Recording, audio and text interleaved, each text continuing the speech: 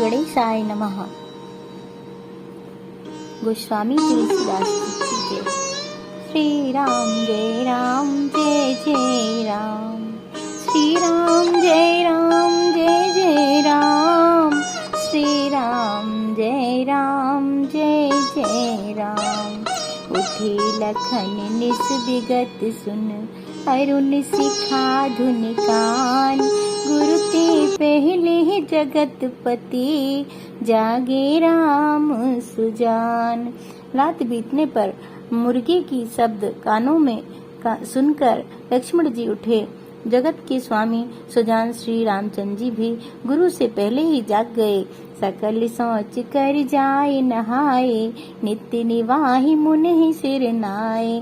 समय जान गुरु आय सुपाई, लेन प्रसून चले दो भाई।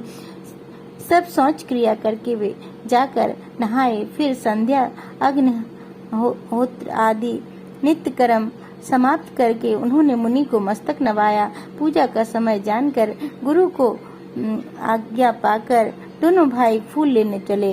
भूप बाग बर देखूं जाई, जही बसंत ऋतु रहे लुभाई। लागे बिटप मनोहर नाना, बरन बरन बर बेल बिताना। उन्होंने जाकर राजा का सुंदर बाग देखा, जहाँ बसंत ऋतु लुभा कर रह गई है।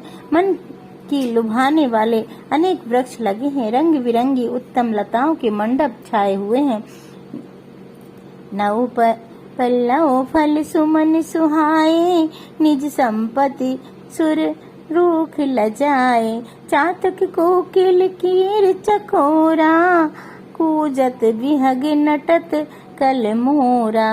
नए पत्तों फलों और फूलों से युक्त सुंदर वृक्ष अपनी संपत्ति से कल्प वृक्ष को भी लजा रहे हैं। पपीहे, कोयल, तोते, चकोर आदि पक्षी मीठी वाणी बोल रहे हैं और मोर सुंदर नृत्य कर रहे हैं। मध्य बाग सरसोई सुहावा, मन सोपान विचित्र बनावा।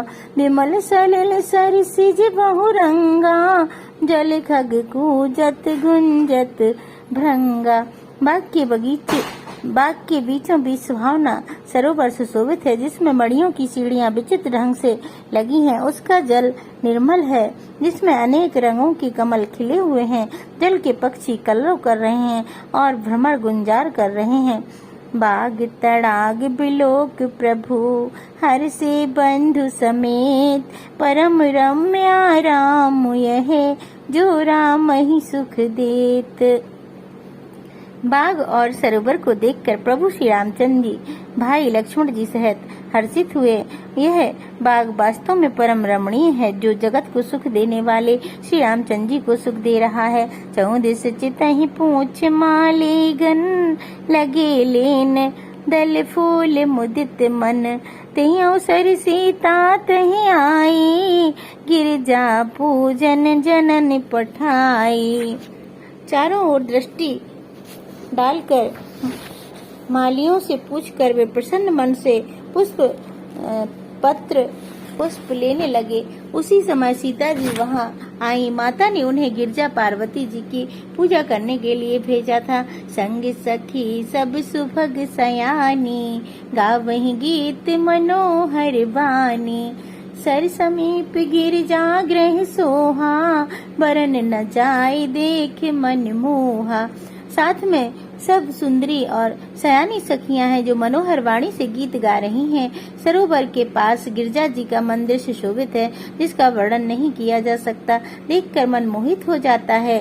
मज्जन कर सर सखिन समेता, गई मुदित मन गौरी निकेता। पूजा कीन अधिक अनुरागा, निज अनुरूप सुभग वर मांगा। सखियों सहित सरोवर में स्नान करके सीता जी प्रसन्न मन से गिरजा जी के मंदिर में गईं। उन्होंने बड़े प्रेम से पूजा की और अपने योग्य सुंदर वर मांगा। एक सखी से संग विहाई, गई रही देखन फुलवाई। तेहि दो बंद बिलो के जाई, प्रेम विवश सीता पह आई। एक सखी सीता जी का साथ छोड़कर फुलवाड़ी देखने चली गई थी। उसने जाकर दोनों भाइयों को देखा और प्रेम में बेहवल होकर सीता जी के पास आई। तासु दशा देखी सखिन, पुलक गात जलु नैन, कहीं कारण निज हरस कर, पूछे सब मृदु बैन। सखियों ने उसकी दशा देखी कि उसका शरीर पुलकित है और नेत्रों में जल भरा है। सब कोमल वाणी से पूछने लगी कि अपनी प्रसन्नता का कारण बताओ। देखन बाग कुंवर दो आए, बै किशोर सब भात सुहाए, श्याम गौर किम कहूँ बखानी, गिरा अनयन नयन बिन पानी। उसने कहा, दो राजकुमार बाग देखने आए हैं, किशोर अवस्था के हैं और सब प्रकार से सुंदर हैं। वे सांवले और गोरे रंग के हैं। उनके सौंदर्य को मैं कैसे बखान कर कहूँ। वाणी बिना नेत्र की है और नेत्रों के वाणी नहीं है।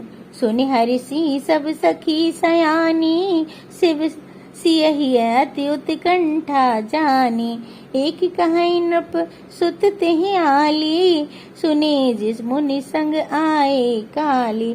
यह सुनकर और सीता जी के हृदय में बड़ी उत्कंठा जानकर सब सयानी सखियां प्रसन्न हुई। तब एक सखी कहने लगी, हे सखी, ये वही राजकुमार हैं जो सुना है कि कल विश्वामित्र जी मुनि के साथ आए हैं, जिन्हें निज रूप मोहनी डारी, कीने स्वस नगर नर नारी, बाणत बरनत छवि जहीं तहीं सब लोगो, अवस देखी यहीं देखन जोगू।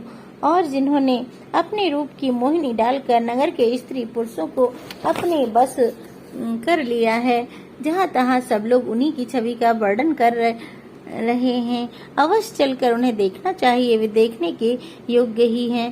तासु बचन अतिशय सुहाने, दरस लाग लोचन अकुलाने, चली अग्र कर प्रिय सख सोए, प्रीत पुरातन लखई न कोई। उसके नयन सीता जी को अत्यंत ही प्रिय लगे और दर्शन के लिए उनके नित्य अकुला उठे। उसी प्यारी सखी को आगे करके सीता जी चली। पुरानी प्रीति को कोई लख नहीं पाता।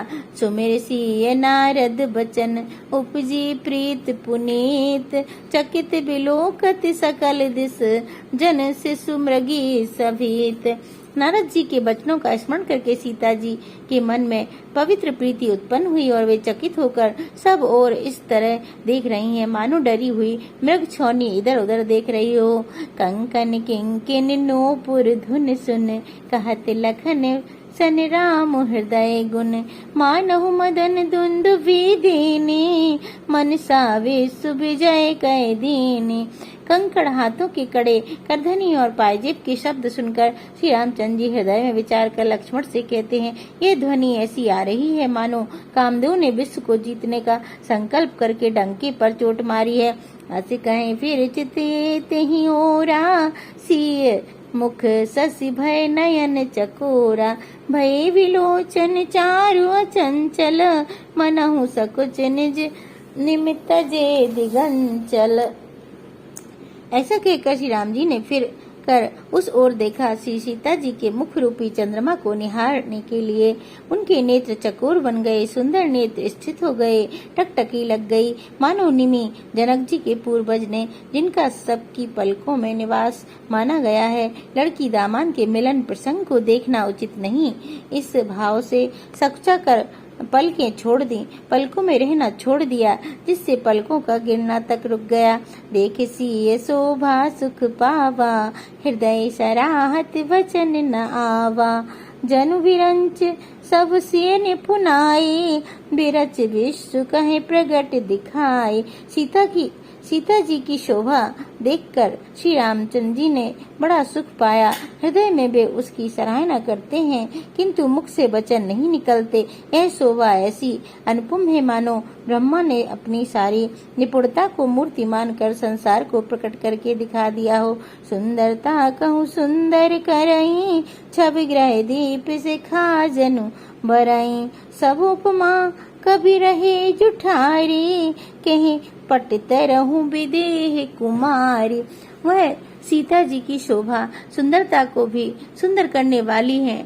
वह ऐसी मालूम होती है मानो सुंदरता रूपी घर में दीपक की लौ जल रही हो। अब तक सुंदरता रूपी भवन में अंधेरा था, वह भवन मानो सीता जी की सुंदरता रूपी दीप शिखा को पाकर जगमगा उठा है, पहले से ही अधिक सुंदर हो गया है। सारी उपमाओं को तो वे कवियों ने झूठा कर रखा है।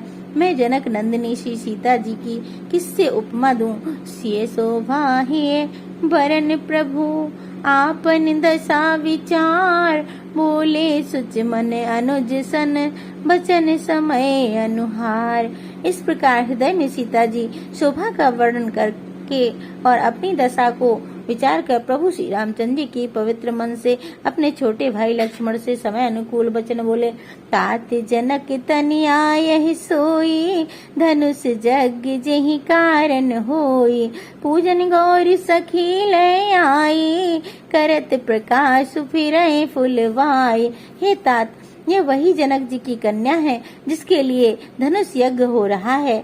सखियां इसे गौरी पूजन के लिए ले आई हैं। यह फुलवाड़ी में प्रकाश करती हुई फिर रही हैं। जासु बिलोक अलौकिक शोभा, सहज पुनीत मोर मन क्षोभा, सो सब कारण जान विधाता, पर कहीं सुखद अंग सुन भ्राता।